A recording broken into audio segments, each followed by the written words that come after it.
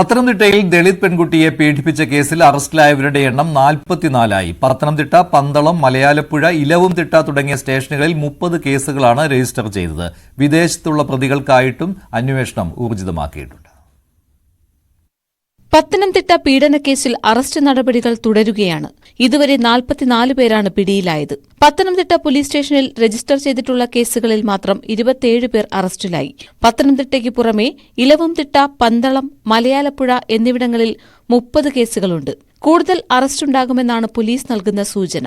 പ്രതികളിൽ പലരും വിദേശത്തും ഇതര സംസ്ഥാനങ്ങളിലേക്കും കടന്നതിനാൽ അന്വേഷണം വ്യാപിപ്പിക്കും. പത്തനംതിട്ട ജനറൽ ആശുപത്രിയിലും നഗരപ്രദേശങ്ങളിലും പെൺകുട്ടി കൂട്ടബലാത്സംഗത്തിനിരയായതായുള്ള വിവരം പ്രത്യേക അന്വേഷണ സംഘത്തിന് ലഭിച്ചു.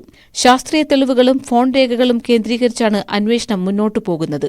ഡിഐജി അജിത ബീഗത്തിന്റെ മേൽനോട്ടത്തിലാണ് കേസന്വേഷണം. ന്യൂസ് 18 പത്തനംതിട്ട.